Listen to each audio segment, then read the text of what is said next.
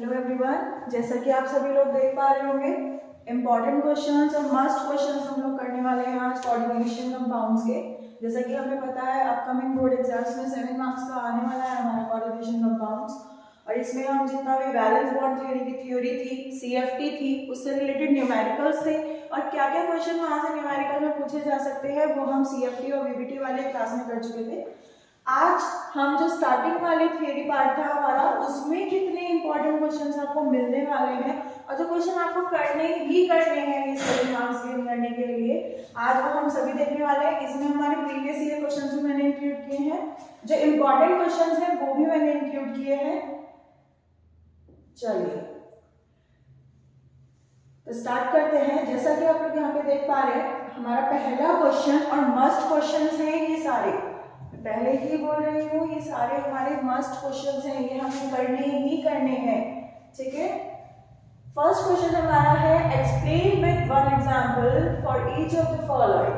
सबसे पहले हमें एक्सप्लेन करना है कोऑर्डिनेशन एंटिटी, देन हमें करना है ligand, then coordination number, coordination polyhedral, homoleptic series and heteroleptic series, ठीक है।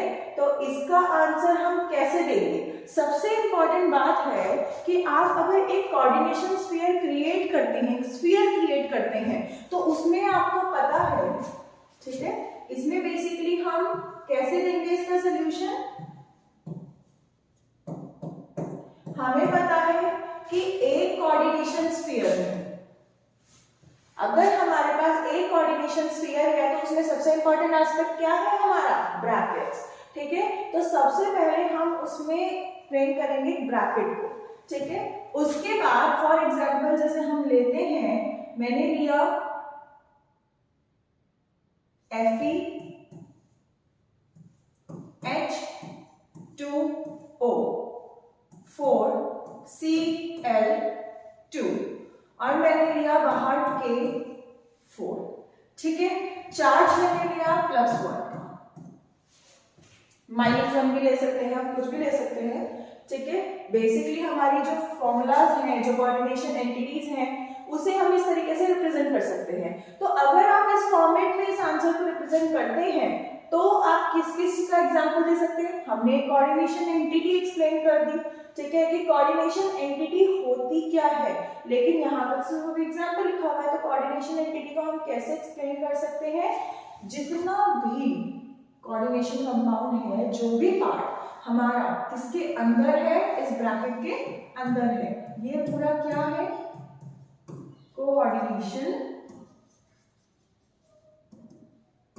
एंटिटी, ठीक है। उसके बाद अगर हम बात करें लाइगेंड्स की, तो जैसे कि मैंने आप लोग को पहले भी बताया है, जिसने वो क्लास देखी है बहुत अच्छी बात है, लेकिन अगर किसी का अभी भी इस पॉइंट तक भी अगर किसी का लाइगेंड वाला कंसेप्ट छूटा हुआ है, तो जो हमारा सेकेंड लेक्चर है जिसमें हमने ये सारे पॉइंट्स कवर किए थे, वो वाली क्लास दे सकते हैं, ठीक है। H2O यहाँ पर है, Cl भी यहाँ पर है, तो लाइगेंड्स क्या होते हैं? लाइगेंड्स डोनर, उनके पास क्या एक्सेस में होता है? उनके पास इलेक्ट्रॉन ज्यादा होते हैं, डोनर एटम्स होते हैं वो, ठीक है। तो H2O भी यहाँ पे देने के लिए तैयार है। वो अलग बात है कि H2O क्या है? वीक लाइगेंड है, लेकिन है तो लाइगेंड ही, ठीक है। क्लोरीन यहाँ पर प्रेजेंट है हमारे पास इस कॉम्प्लेक्स एंटिटी में, ठीक है। तो क्लोरीन जो हमारे पास है ये भी एक लाइगेंड है और H2O भी हमारे पास लाइगेंड है। तो लाइगेंड्स क्या होते हैं? जिनके पास एक्सेसिव डोनर एटम्स होते हैं, देने के लिए वो हमेशा रेडी होते हैं, तो उन्हें क्या बोला जाता है? लाइगेंड्स। तो H2O और Cl यहाँ पे क्या है हमारे पास? लाइगेंड्स हैं, ठीक है। उसके बाद अगर हम देखें, यहाँ पर हमारे पास जो Fe है, Fe हमारे पास यहाँ पे क्या है? हमारे पास मेटल एटम, या फिर आप बोल सकते हो सेंट्रल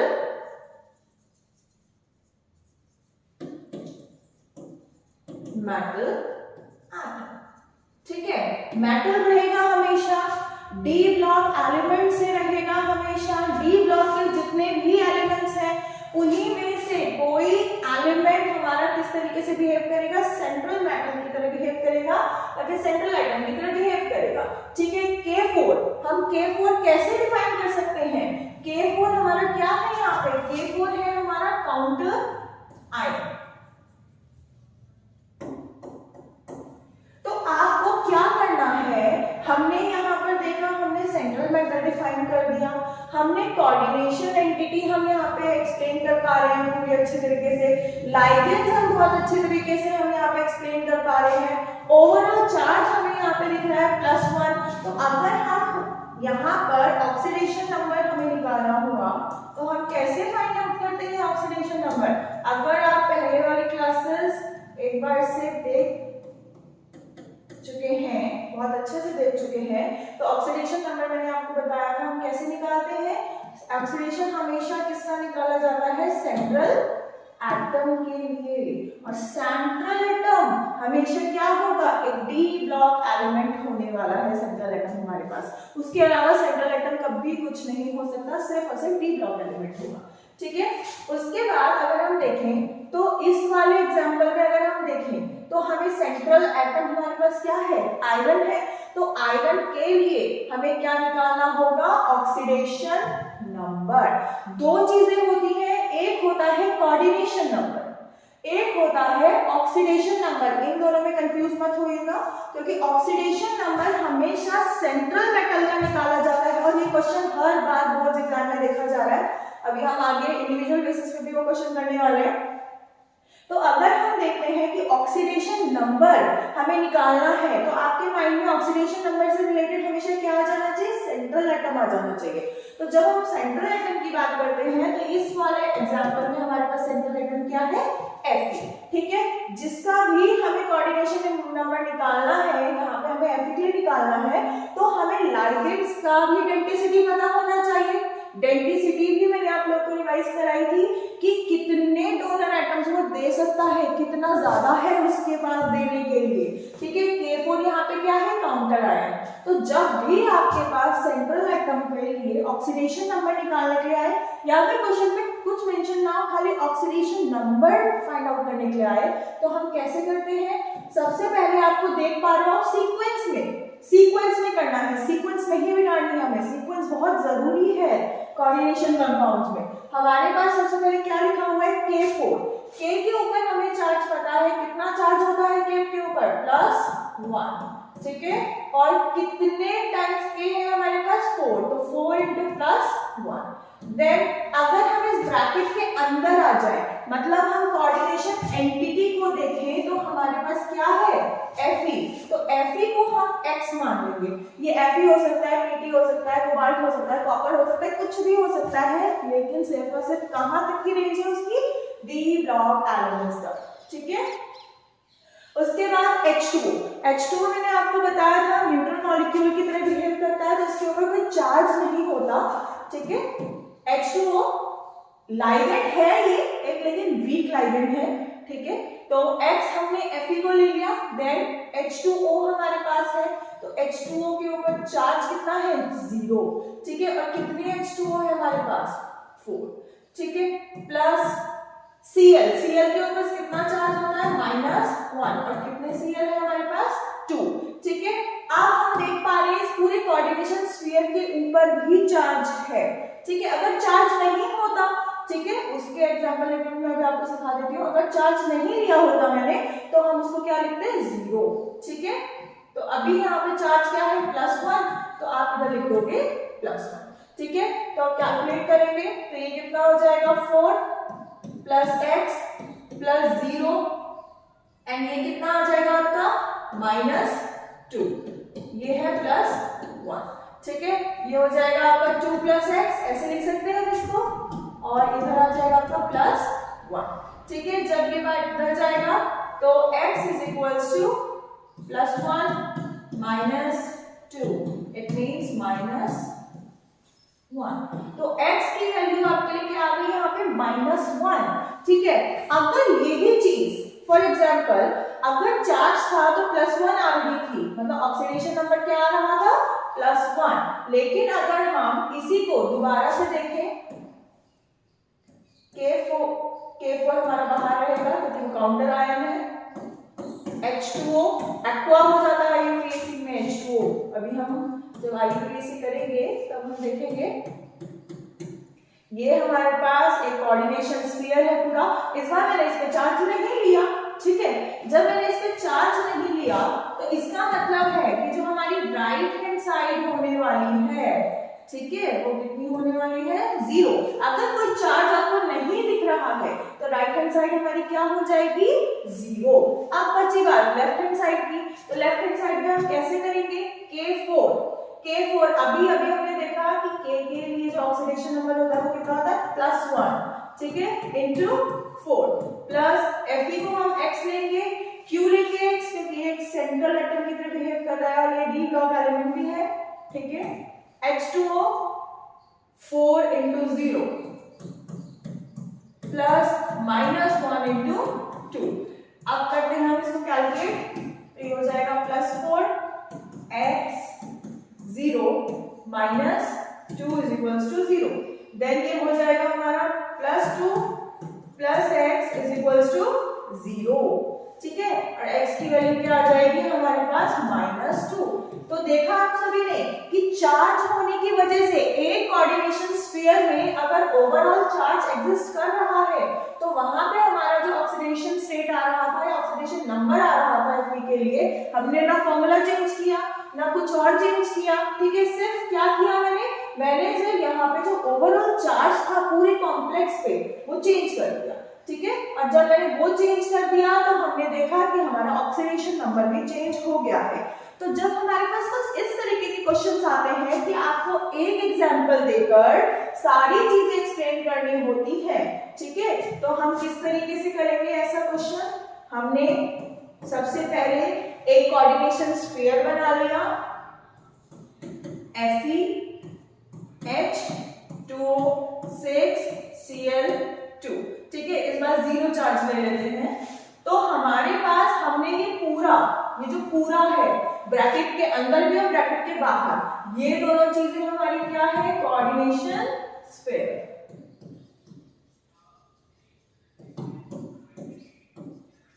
ठीक है। अब जो K4 है ये क्या है हमारा, काउंटर आयन, और ये कैसा होता है नेचर में, आयनाइजेबल।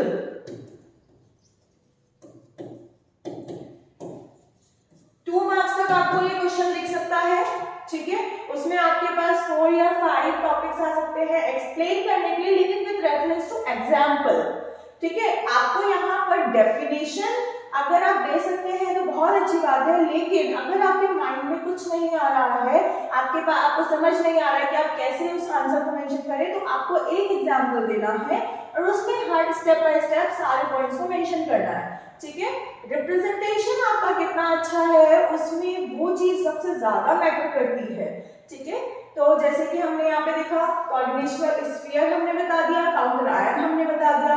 अब हमसे क्या पूछा गया था, अब हमसे पूछा गया था कि आप एक्सप्लेन कीजिए या आप एग्जांपल के बेस पे एक्सप्लेन कीजिए कि हमारा कोऑर्डिनेट लाइगेंड्स क्या होते हैं। तो हम यहाँ पे बोलेंगे कि H2O हमारा एक लाइगेंड है और Cl भी हमारा एक लाइगेंड है। कैसे पता लगाएंगे कि ये लाइगेंड्स है, कोऑर्डिनेशन एंटिटी के अंदर, एंटिटी कैसे पहचानते हैं, ब्रैकेट से, ठीक है। कोऑर्डिनेशन एंटिटी के अंदर जब भी हमें डी ब्लॉक एलिमेंट के अलावा कोई और कंपाउंड, कोई और एनायन दिखता है, कोई और केटायन दिखता है, चाहे वहां पे वो केटायन या एनायन की फॉर्म में ना लिखा गया हो, लेकिन डी ब्लॉक एलिमेंट के अलावा, ठीक है, ट्रांजिशन मेटल्स के अलावा अगर हमें यहाँ पर कुछ और दिख रहा है तो वो किसकी तरह बिहेव कर रहा है, लाइगेंड्स की तरह। चाहे वो स्ट्रॉन्ग लाइगेंड हो सकता है, वो वीक लाइगेंड हो सकता है, ठीक है, लेकिन वो बिहेव किसकी तरह करेगा, लाइगेंड की तरह। तो यहाँ पर हमारे पास H2O एक लाइगेंड है, Cl2 भी हमारे पास एक लाइगेंड है, Fe क्या है यहाँ पे हमारे पास सेंट्रल मेटल, ठीक है, या सेंट्रल एटम। और कोऑर्डिनेशन नंबर हम किसका निकालते हैं, कोऑर्डिनेशन नंबर का मतलब होता है हमारे पास कि हमने कितने लाइगेंड्स यूज किए हैं। कोऑर्डिनेशन नंबर जो होता है हमारा वो होता है हमारा नंबर ऑफ लाइगेंड्स, कितने हैं, ठीक है। जैसे मैंने लिखा H2O4 Cl2, तो टोटल नंबर ऑफ लाइगेंड्स कितने हैं, 6।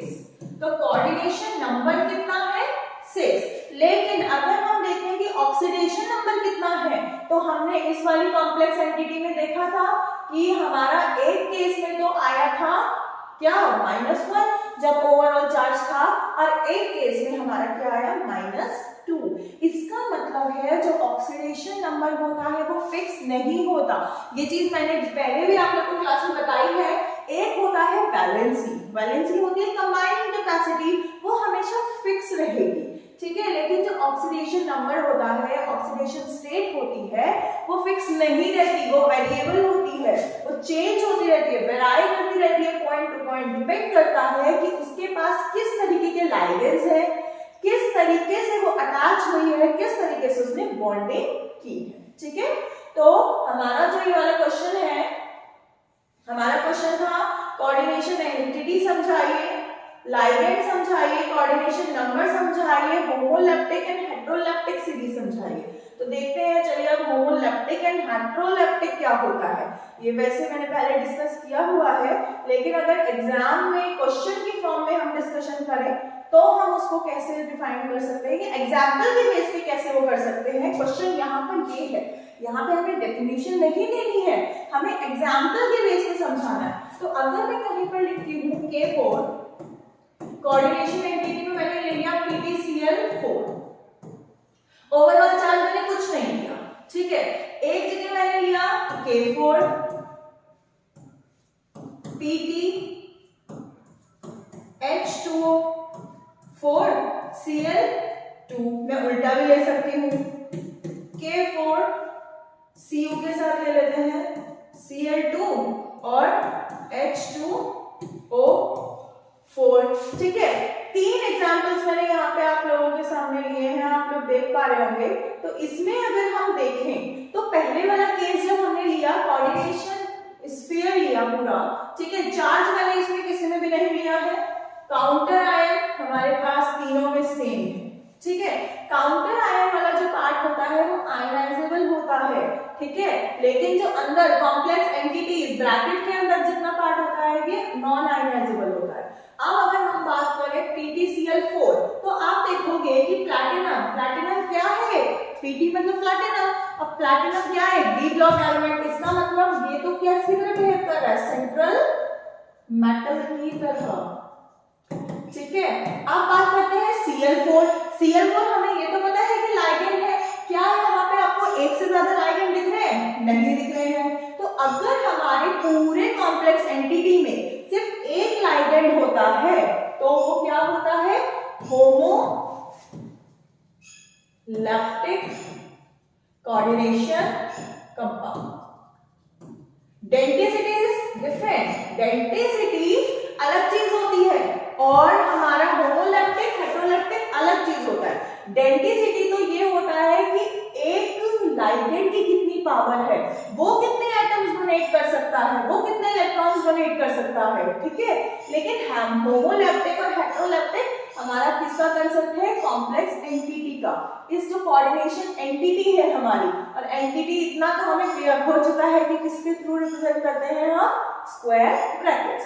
अब सेकंड वाले केस में आप देखो तो काउंटर आयन यहाँ पे था, ठीक है, प्लैटिनम यहाँ पे था, ये क्या है यहाँ पे, सेंट्रल एटम, H2O भी है यहाँ पे, Cl भी है, चाहे वो वीक लाइगेंड है चाहे वो स्ट्रॉन्ग लाइगेंड्स है, वो तो हम उसका कंपैरेटिव स्टडी करते हैं, तब हम पता लगा सकते हैं कि उनका एनर्जी लेवल कितना होता है, वो डिसोसिएट कितना ज्यादा करते हैं, कितना ज्यादा एनर्जी बैंड में गैप क्रिएट करते हैं, ठीक है। लेकिन है तो वो लाइगेंड्स थी ना, ठीक है, चाहे वो थोड़ा कम लाइगेंड की तरह बिहेव करे चाहे वो ज्यादा करे, लेकिन है तो वो लाइगेंड ही।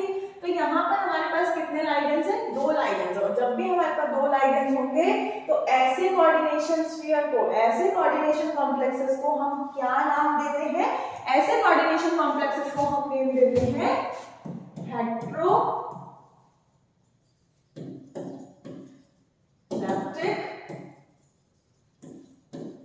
कॉम्प्लेक्सेस, ठीक है। चलिए ये सबको क्लियर। अब हम करते हैं नेक्स्ट इंपॉर्टेंट क्वेश्चंस।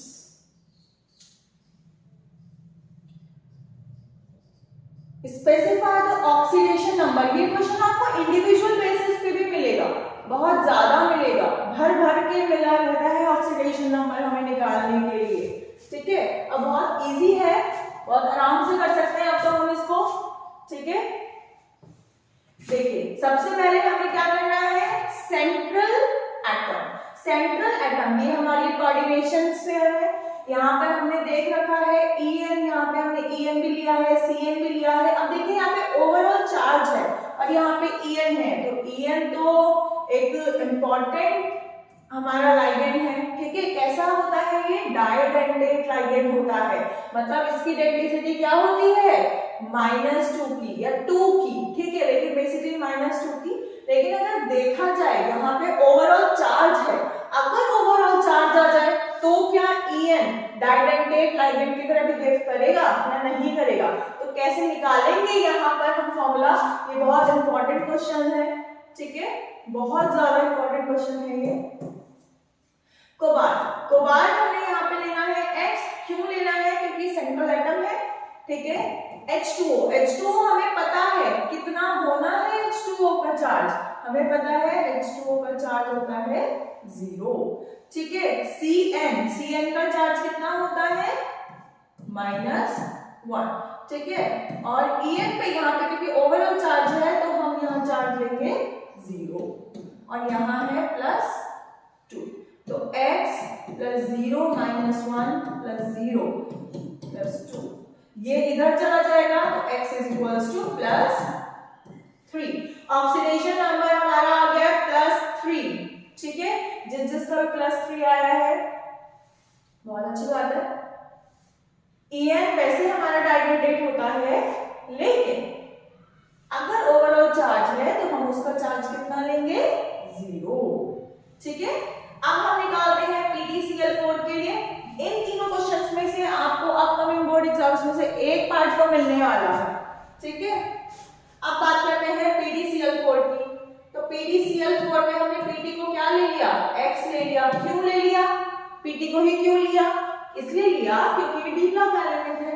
अब बात करें Cl4 की, तो Cl4 हमें पता है Cl क्या है, एक लाइगेंड है और लाइगेंड देने के लिए तैयार रहता है हमेशा। अब कितने इलेक्ट्रॉन्स दे देगा ये, इसकी डेंसिटी कितनी है, -1, ठीक है। मतलब इसका चार्ज कितना है, -1, और ओवरऑल चार्ज कितना है यहाँ पे 2 - 1 -2, तो x -4 -2, तो x = -2 + 4 means x = +2। तो हमारा प्लेटिनम के लिए क्या आ गया है, +2 आ गया है ऑक्सीडेशन नंबर प्लेटिनम के लिए हमारे पास, ठीक है। ऑक्सीडेशन नंबर एक बहुत इंपॉर्टेंट रोल प्ले कर रहा है। क्यों कर रहा है, अभी जब हम IUPAC स्ट्रक्चर्स देखेंगे तो वहां पर हम देखेंगे कि क्या होता है, बेसिकली क्या होता है कि ऑक्सीडेशन स्टेट के बिना या ऑक्सीडेशन नंबर के बिना तो हम IUPAC भी नहीं लिख पा रहे हैं। तो यहाँ तो हमें बिल्कुल बहुत अच्छे से ये कंसेप्ट क्लियर करना होता है, क्योंकि जो चीज पैरेंथेसिस में, जो नंबर पैरेंथेसिस में मेंशन किया जाएगा IUPAC में, ठीक है, वो क्या होगा, वो और कुछ नहीं, वो क्या होता है, ऑक्सीडेशन नंबर होता है। और ये वेराई भी करता है, तो हम फिक्स याद भी नहीं कर सकते क्योंकि ये तो पॉइंट टू पॉइंट वेराई करेगा। वैलेंसी की तरह तो इसका कंसेप्ट है नहीं कि ये एक बार निकल गया तो फिक्स ही रहेगा, ठीक है। ये हमेशा चेंज हो जाता है, सेम ही रह सकता है। हमने पढ़ा था वर्नर की थ्योरी फेल ही इसी वजह से हुई थी, क्योंकि उन्होंने बोला था कि प्राइमरी वैलेंसी और सेकेंडरी वैलेंसी, जिसे आज हम कोऑर्डिनेशन नंबर और ऑक्सीडेशन नंबर बोलते हैं, वो हमेशा फिक्स रहती है किसी भी एलिमेंट के लिए या किसी भी सेंट्रल एटम के लिए। लेकिन हम देख पा रहे हैं ऐसा नहीं होता है, तो ये चेंज हो जाता है। अब वर्नर की थ्योरी का यही एक ड्रॉबैक बना। अब हम नेक्स्ट देखते हैं। अब हमारे पास K3 है, K3 हम ले लेंगे K3, ठीक है। अगर काउंटर आयन पहले लिखा है तो उसको पहले ही लिखेंगे, काउंटर आयन बाद में लिखा है तो बाद में ही लेंगे, ठीक है। तो K3, तो K3 क्या हो जाएगा, 3 × K, K के ऊपर कितना चार्ज होता है, +1, ठीक है। अब Fe क्या है हमारे पास, सेंट्रल एटम, तो Fe हमने ले लिया X, देन Cn6, तो 6 Cn, तो Cn में कितना होता है, -1, ओवरऑल कितना है हमारे पास, 0, क्योंकि ऊपर हमें कोई भी चार्ज नहीं दिख रहा है, ठीक है। अब यहाँ पे हम देखेंगे तो 3 + x -6 = 0, तो कितना हो जाएगा, +x = 3, ठीक है, और x इज इक्वल्स टू +3। तो हमने 3 केसेस देखे। फर्स्ट केस में हमारा जो ऑक्सीडेशन नंबर आया था वो आया था +3, ठीक है। IUPAC वाले जब क्वेश्चन हम करेंगे तो उसमें मैं आप लोगों को बताऊंगी कि कैसे कैसे हमने इन्हें अरेंज करना है, कैसे हमने इन्हें मेंशन करना है, ठीक है। ऑक्सीडेशन नंबर निकालना आप लोगों को बहुत अच्छे से आना चाहिए। ऑक्सीडेशन नंबर के बिना, ठीक है, हम कोऑर्डिनेशन कंपाउंड्स की IUPAC नहीं कर सकते, हम उसका नॉमेनक्लेचर नहीं कर पाएंगे इसके बिना। तो यहां से आपको प्रैक्टिस करनी है, बहुत ज्यादा प्रैक्टिस करनी है आपको। 110% यहाँ से इन 3 पार्ट से इसका क्वेश्चन मिलने वाला है, ठीक है। अगर कोई नोट भी करना चाहता है तो नोट भी कर सकता है। चलिए, अच्छा नोट कर रहे हैं आप लोग। चलिए, 3 पार्ट्स हैं, इन 3 पार्ट्स में से आप लोग को एक क्वेश्चन मिलने ही वाला है, चाहे वो ऑब्जेक्टिव में मिल सकता है आपको, चाहे वो किसी भी वे में मिले, लेकिन आपको एक क्वेश्चन मिलने वाला है, ठीक है। आप देखते हैं नेक्स्ट। चलिए, यूजिंग IUPAC नॉर्म्स। IUPAC क्या होता है? International union for pure and applied chemistry. IUPAC तो सुन के इतना ज्यादा सुन लेते हैं हम, ठीक है, कि हर जगह बस IUPAC ही सुनाई देता है। तो अगर यहाँ पे हमारे पास क्वेश्चन है कि हमें IUPAC नॉर्म्स के अकॉर्डिंग फॉर्मूलाज लिखने हैं, इन फॉर्मूलाज ये आपको नेम दे रखे हैं कुछ। 2 तरीके के क्वेश्चन आपको मिल सकते हैं यहाँ पे, या तो आपको यहाँ से आपको इस तरीके के नाम दिए जाएंगे, आपको फॉर्मूला बनाना होगा, ठीक है, या फिर आपको क्या करना होगा कि अगर आपको फॉर्मूला दे रखा है तो उससे आपको IUPAC लिखना होगा, ठीक है। दोनों का ही कंसेप्ट सेम है। अगर आपके बेसिक कंसेप्ट क्लियर है कि कहाँ कौन सा नंबर कहाँ चला जाएगा, कौन सा नंबर कहाँ चला जाएगा, तो सब चीज हो जाएगी, कोई भी दिक्कत नहीं है, ठीक है। अब देखिए यहां पर हम देख पा रहे हैं, तो using IUPAC norms write the formulas for the following. पहला है हमारा टेट्रा हाइड्रोक्सोजिंकेट, ठीक है। सेकेंड, पैरेंथेसिस में सेकेंड का मतलब यहाँ पे क्या है? ऑक्सीडेशन नंबर, ठीक है। अब सबसे पहले हमें पता है कि हमें एक क्या बनाना है, कुछ नहीं भी तो हमें सबसे पहले क्या बनाना है? एक ब्रैकेट, ठीक है। अब हमें पता लगाना है, जब मैंने आपको IUPAC रूल सिखाए थे, देखिए क्या होता है। सबसे पहले हम मेटल एटम लिखते हैं, ठीक है। उसके बाद हम लिखते हैं लाइगेंड, और उसके बाद हम लिखते हैं उसका नंबर। फॉर एग्जांपल मैंने कोई भी लाइगेंड लिया, लेकिन उसकी मैंने कितने टाइम्स लिया? वो 4 टाइम्स। तो पोजीशन कैसे रिप्लेस होती है या कैसे इंटरचेंज होती है? जो 4 होगा वो सबसे पहले आ जाएगा, देन द सेकंड पोजीशन आएगी वो आएगी लाइगेंड की, एंड देन आएगी सेंट्रल एटम की, ठीक है। अब देखो यहाँ पे आपको सबसे आखिरी में क्या दिख रहा है? सबसे आखिरी में हमें दिख रहा है जिंकेट। अब हम बोलेंगे जिंकेट, जिंकेट सबसे पहली बात हिंट ही साफ मिल गई हमें, जिंक है। जिंक कौन सा एलिमेंट होता है? डी ब्लॉक एलिमेंट होता है। तो हमें ये तो पता चल गया कि यहाँ पे जो हमारे पास सेंट्रल एटम है वो क्या है? जिंक है, ठीक है।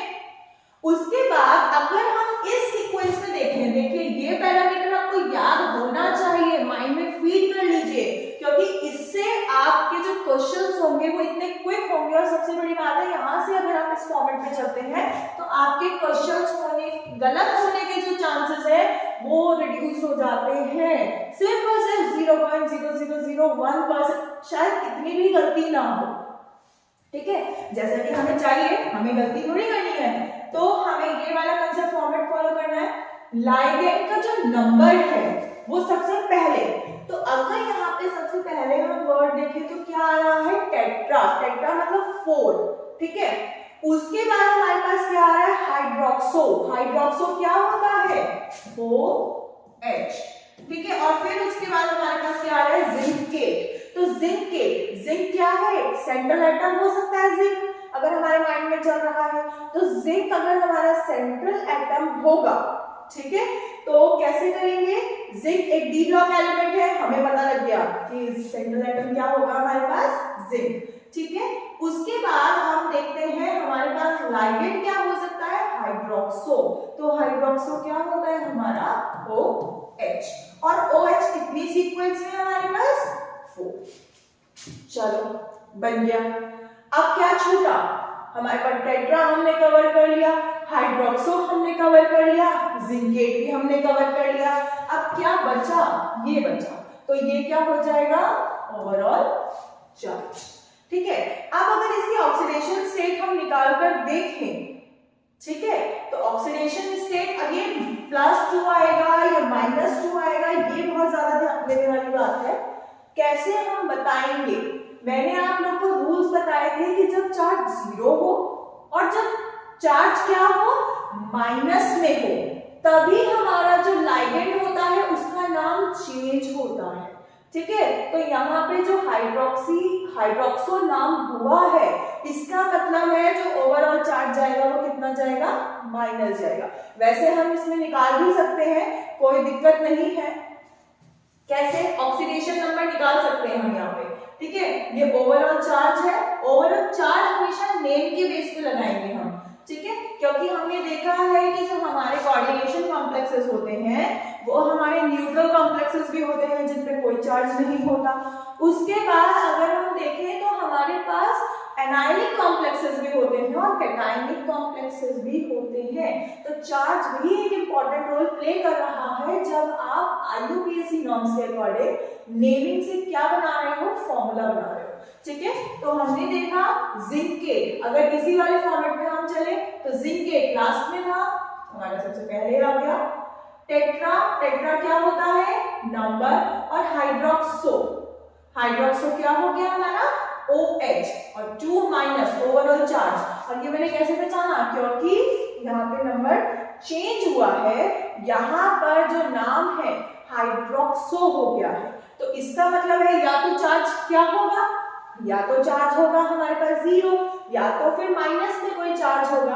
तो जब यहाँ पे 2 गिवन है तो 0 तो हो नहीं सकता, तो हमारे पास क्या है, 2 माइनस, और अगर हमारे पास 2 माइनस है, ठीक है, तो यहाँ पे हमारा नाम चेंज हो रहा है।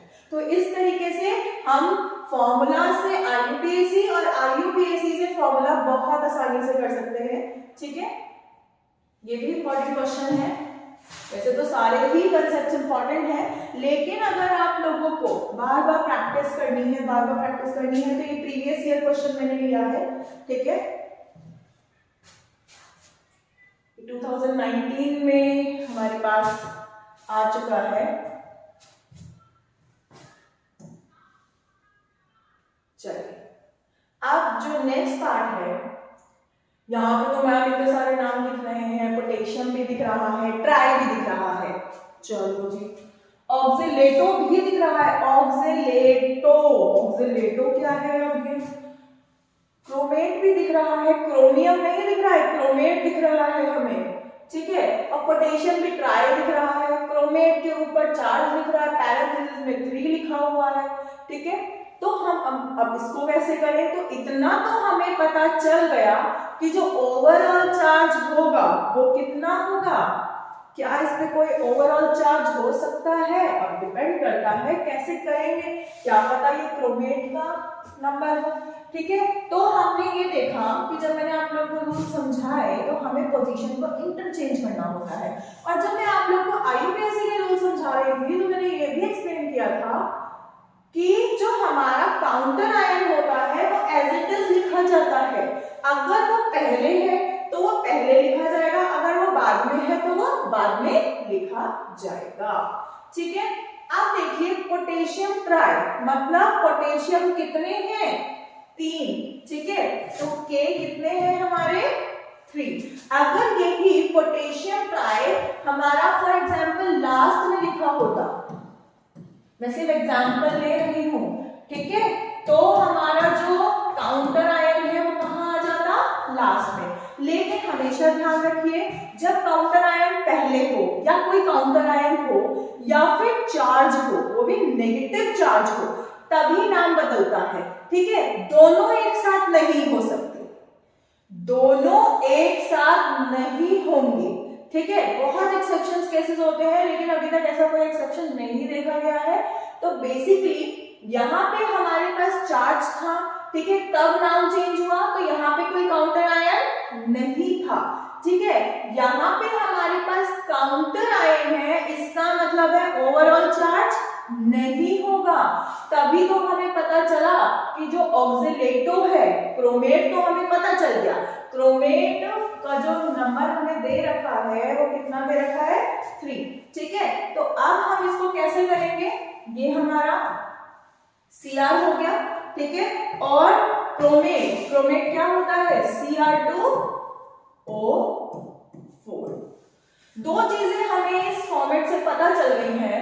पोटेशियम ट्राई, 3 पोटेशियम है, बिहेव किसकी तरह करेंगे, काउंटर आयन की तरह, तो हमने उसे मेंशन कर दिया।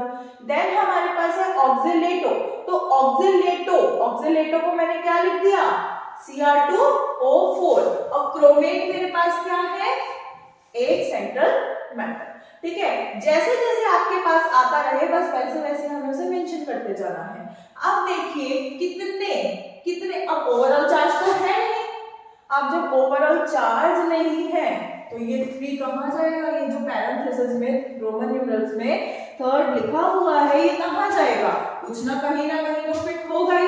ठीक है, एक 3 तो यहाँ फिट हो गया, लेकिन ये तो इस ट्राई का है, तो ये जो पैरेंथेसिस में जो भी नंबर लिखा होगा वो कहाँ चला जाएगा, Cr2O4 3 में। ठीक है, और ये हमारा बन जाएगा कॉम्प्लेक्स एंटिटी, और इस पूरे को अगर काउंटर आयन को भी इंक्लूड करें तो हम इसे क्या बोलते हैं, कोऑर्डिनेशन स्फीयर। ठीक है, तो ये ध्यान रखिएगा, बस ये ध्यान रखिएगा, कोऑर्डिनेशन स्फीयर काउंटर आयन के साथ होता है। ठीक है, अगर K4 ले रहे हैं, चलो K3 ही ले लेते हैं, अभी जो एग्जांपल लिया उसमें ले लेते हैं। ठीक है, ये हमारा अगर हम पूरे की बात करें तो ये क्या है, कोऑर्डिनेशन स्फीयर, और अगर ब्रैकेट्स के अंदर वाले पार्ट की बात करें तो ये क्या है, कोऑर्डिनेशन एंटिटी। यहाँ पे हमें किस किस की पोजीशन को हमने इंटरचेंज करना है। ठीक है, ये हमारा है सेंट्रल मेटल, इसका नाम चला जाएगा लास्ट में। ठीक है, उसके बाद ये हमारा क्या है, लाइगेंड। अगर एक से ज्यादा लाइगेंड्स हो तब क्या करें, तो तब हमें उसे अरेंज करना है अल्फाबेटिकली ऑर्डर में। ठीक है, जैसे अल्फाबेट चलती है उसी सीक्वेंस में हमें लाइगेंड्स को भी अरेंज करना होता है। अब यहाँ पर ये हमारा लाइगेंड्स का नंबर है, ठीक है, और ये क्या है हमारा लाइगेंड। तो लाइगेंड तो एज इट इज बीच में ही रहता है, तो यहाँ पे हमें पता चल गया यहाँ बीच में क्या है, ऑक्सीलेटो, तो ऑक्सीलेटो अगर यहाँ पर है तो Cr2O4 यहाँ पे क्या है हमारा, एक लाइगेंड।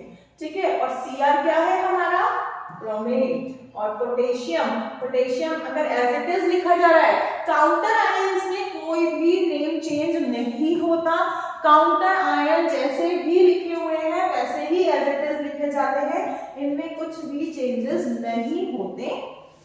ठीक है, चलिए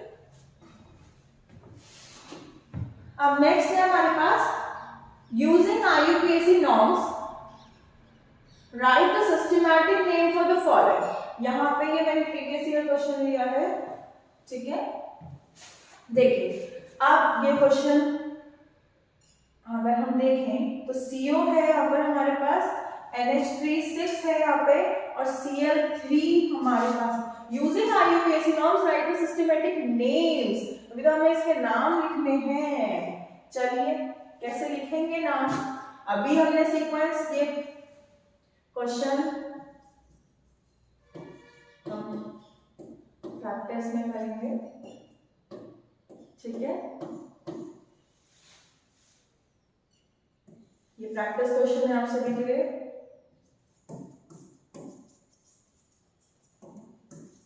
जब मैं नेक्स्ट वीडियो इसके आगे के क्वेश्चंस की नेक्स्ट वीडियो लेकर आऊंगी आप सभी के लिए, तब हम इस क्वेश्चन को डिस्कस करेंगे। ये दो क्वेश्चन अभी हमने रूल सीखे हैं, ठीक है। तो IUPAC नेम्स के अकॉर्डिंग अब हमें क्या देना है, नेम देना है। वहां पर हमारे पास क्या था, हमारे पास वहां पर था नाम और हमें बनाना था IUPAC के लिए फॉर्मूला। यहाँ पर हमारा उल्टा हो गया है। लेकिन जैसे हमारे पास यहाँ पे आप देख पा रहे हैं लाइगेंड्स हैं 6 हैं, तो इसके लिए क्या आ जाएगा हेक्सा, NH3 के लिए क्या आ जाएगा एमाइन, क्या कोबाल्ट ही रहेगा, कोबाल्ट ब्रेक हो जाएगा, कोबाल्ट 2 हो जाएगा, ठीक है। Cl3 क्या Cl3 काउंटर आयन है यहाँ पर, क्योंकि यहाँ पर तो अगर हम देखें तो ये तो पूरा हो गया है ओवरऑल, ठीक है। तो अगर हम इसको देखते हैं तो सबसे पहले हमें क्या पता लगाना होगा, ऑक्सीडेशन नंबर। और ऑक्सीडेशन नंबर हम कैसे पता लगाएंगे, देखो ये हमारा, अगर मैं इसको ऐसे कवर कर दूं, अब तो ये कोऑर्डिनेशन स्फीयर लग रहा है ना, ठीक है। तो CO क्या है हमारा सेंट्रल एटम। ये चीजें मैं इसमें डिस्कस कर रही हूँ कि यहाँ पे क्या सेंट्रल एटम है, जब नेक्स्ट क्लास हम करेंगे तो हम सारे क्वेश्चन इसके कवर करने वाले हैं, ठीक है। तो सेंट्रल एटम हमारे पास है, ठीक है। NH3 यहाँ पे क्या है, लाइगेंड, ठीक है। और Cl3 यहाँ पे हमारे पास क्या है, मतलब क्लोरीन क्या है हमारे पास यहाँ पे, काउंटर आयन। तो इतना ध्यान रखिएगा कि काउंटर आयन पहले भी लिखा जा सकता है कॉम्प्लेक्स एंटिटी से और बाद में भी लिखा जा सकता है, ठीक है। चलिए अगर हम देखें इसको, चलिए एक कराती हूं मैं, एक आप लोग प्रैक्टिस में करेंगे। CO NH3 Cl3, CO, what is CO? अब CO तो नाम CO थोड़ी देंगे पहले, ठीक है। तो पहले किसका नाम देंगे, सबसे पहले हमें पता है हमारे पास है, ये क्वेश्चन प्रैक्टिस के लिए है, जब मैं नेक्स्ट क्लास लूंगी तो उसमें डिस्कस करूंगी, ठीक है। अभी हमारे पास है CO NH3 6, ठीक है, और Cl3, कोई चार्ज नो, कोई चार्ज नहीं। और वैसे भी काउंटर आयन आ गया है तो चार्ज कैसे, ठीक है। आप देखिए बेसिकली NH3 पे हमें पता है, पहले हम इसका निकाल लेते हैं ऑक्सीडेशन स्टेट। तो ऑक्सीडेशन स्टेट के लिए क्या करेंगे, ओवरऑल चार्ज कितना है 0। कोबाल्ट के लिए निकालेंगे, क्यों, क्योंकि सेंट्रल एटम है। जब भी आपको IUPAC लिखने के लिए आए ना, तो सबसे पहला स्टेप आपको ये करना है, उसके बाद आपको कोई स्टेप या कोई एक्शन लेना है, ठीक है। वो एक अलग चीज है कि आपको पता हो हर एक चीज मेंशन, आपको सब पता हो कि यहाँ पर ये हेक्सामाइन हो जाएगा, ठीक है, कि इसकी ऑक्सीडेशन नंबर 3 आ जाएगा, ठीक है, क्लोरीन यहाँ पर है हमारे पास, लेकिन तब भी हमें पता होना चाहिए, ठीक है। अब बस हमें इतना ध्यान रखना है कि बेसिकली जो हमारे पहले काउंटर आयन होते हैं वो अलग तरीके से वर्क करते हैं, बाद वाले काउंटर आयन हमारे अलग तरीके से वर्क करते हैं, ठीक है। लेकिन काउंटर आयन को काउंटर आयन की तरह ही लिखा जाएगा। तो अगर मैं बात करूं CO NH3 की, तो CO यहाँ पे X हो जाएगा, ठीक है। NH3 कितना होता है, अगर हम देखें NH3 एक न्यूट्रल मॉलिक्यूल है तो 0 into 6, और ये कितना हो जाएगा 3 into -1, ठीक है। तो x plus 0 minus 3 is equals to 0 and x is equals to, तो इसका मतलब है ऑक्सीडेशन नंबर तो हमें मिल गई 3, ठीक है। अब इस पे ओवरऑल चार्ज तो कुछ है नहीं। अब बात करते हैं इस पॉइंट की, तो हमें इतना तो पता चल गया है कि पैरेंथेसिस में कितना आएगा, ठीक है। अब बात करते हैं पोजीशन को एक्सचेंज करने की, क्योंकि काउंटर आयन बाद में लिखा हुआ है तो सबसे बाद में ही लिखेंगे, ठीक है। लेकिन लिखेंगे एज इट इज, क्लोराइडो नहीं बनेगा। इतना ध्यान रखिएगा, क्लोरीन एक लाइगेंड की तरह बिहेव भी करता है। जब वो लाइगेंड की तरह बिहेव करेगा, मतलब इस कॉम्प्लेक्स एंटिटी के अंदर होगा, तब वो क्लोराइडो बन जाता है। लेकिन अगर वो काउंटर आयन की तरह बिहेव कर रहा है तो उसमें कोई भी चेंजेस नहीं आते हैं, ठीक है। तो CO क्या हो जाएगा हमारा, अब क्या सबसे पहले हमें CO ही लिखना है, नहीं, हमें तो पोजीशन इंटरचेंज करनी है। तो सबसे पहले हम किस नंबर की, उसके बाद लाइगेंड की, और फिर उसके बाद जो हमारा सेंट्रल मेटल होता है उसकी, ठीक है। और काउंटर आयन को हम एज इट इज लिख देते हैं, पहले लिखा हुआ है तो सबसे पहले लिखेंगे, बाद में लिखा हुआ है तो सबसे बाद में लिखेंगे, ठीक है। आप देखिए, अगर आपने ये वाला फॉर्मेट बहुत अच्छे से आपके माइंड में फीड हो गया है ना, तो आपका IUPAC ऑफ कोऑर्डिनेशन कंपाउंड्स, अगर आपको नाम दे रखा है, आपको फॉर्मूला बनाना, आपका क्वेश्चन गलत हो ही नहीं सकता, ठीक है। तो CONH3 6Cl3 है हमारे पास, तो सबसे पहले हम लिखेंगे इस नंबर को रिप्रेजेंट करेंगे, तो 6 के लिए क्या लिख सकती हूँ मैं, हेक्सा, ठीक है। NH3 क्या हो जाएगा, चलो जी, अब इतना तो हो गया, हेक्सामाइन, ठीक है। अब इसके बाद क्या करें, अब दो चीजें रह गई हैं हमारे पास, एक तो मैम कोबाल्ट रह गया, एक क्लोरीन रह गया।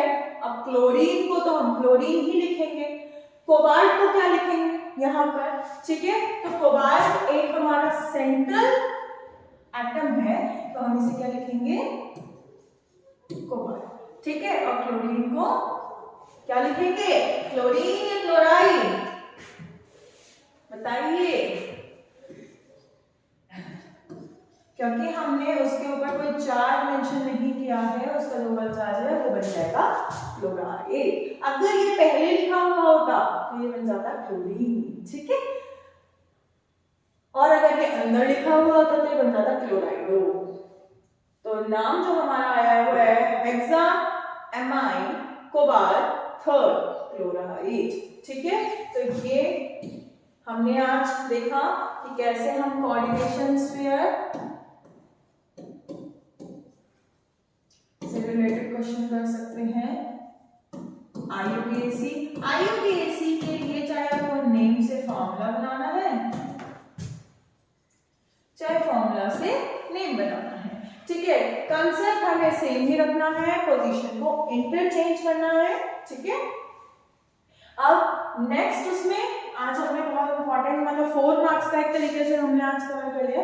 अब नेक्स्ट क्लास में हम CFT VBTs और VBT CFT और एक दो जो इस बार एक्सपेक्टेड क्वेश्चंस हैं हमारे, ठीक है, ऑब्जेक्टिव में आने के लिए, ठीक है, तो वो, और अगर हमारे जो क्वेश्चंस हैं, ये मैंने जितने भी क्वेश्चंस लिए हैं ये सारे प्रीवियस ईयर क्वेश्चंस और इम्पोर्टेंट क्वेश्चंस हैं, ये तो मस्ट क्वेश्चंस हैं ही हैं। चाहे आप ये क्वेश्चन प्रैक्टिस कीजिए, चाहे आप यही वाला सेम पार्ट प्रैक्टिस कीजिए, कोई दिक्कत नहीं है, ठीक है। ये क्वेश्चन बहुत इंपॉर्टेंट है हमारा, इसी वजह से मैंने आप लोग को प्रैक्टिस में भी दिया था, लेकिन कोई बात नहीं, ये मैंने करवा दिया है। अब नेक्स्ट वाला MnH2O6 हमारी कॉम्प्लेक्स एंटिटी है और H2 इसमें ओवरऑल चार्ज है। सबसे पहले हम क्या करेंगे, ऑक्सीडेशन नंबर निकालेंगे, ऑक्सीडेशन नंबर निकालने के बाद हम फटाफट इसका फॉर्मूला लिख देंगे, ठीक है।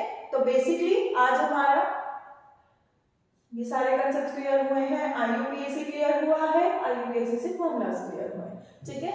एंड नेक्स्ट क्लास हम मिलते हैं इसके आगे वाले टॉपिक्स के साथ।